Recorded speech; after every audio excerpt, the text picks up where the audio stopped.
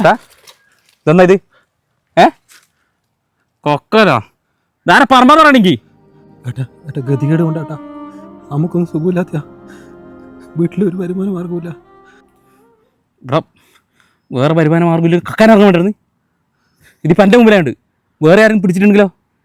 ഇപ്പം എല്ലായിടത്തും വന്നിട്ട് എല്ലാവരും അറിഞ്ഞിട്ട് നിൻ്റെ ഈ പറയും സുഖമില്ലാന്ന് പറയുന്ന അമ്മ ബാക്കി ഉണ്ടാവുക.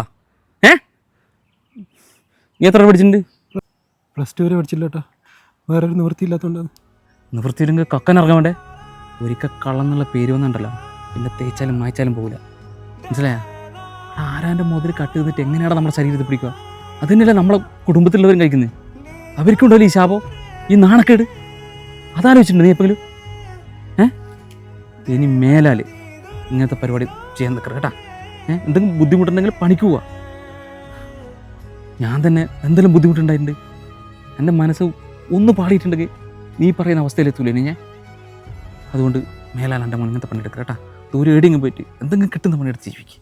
ഇല്ലേട്ടാ, ഇനി ഞാൻ കക്കൂല ഏട്ടാ. അന്നെ പിടിച്ചു കൊടുക്കരുത്. നീ പേടിക്കണ്ട, അത് ഈ പറമ്പിൻ്റെ ആൾക്കാരും ടീമാണ്. നീ ഒരു കാര്യം ചെയ്യ്, ആ അണ്ടിയെല്ലാം കൂടി ഇതിൻ്റെ അകത്തേക്കിടെ.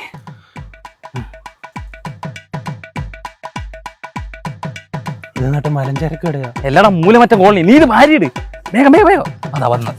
ഞാൻ പറഞ്ഞിട്ടില്ലേ ഒരിക്കൽ കള്ളെന്നുള്ള പേര് വന്നാൽ പിന്നെ പോകില്ലെന്ന്. അതെന്നെ വിളി പോട്ടെ.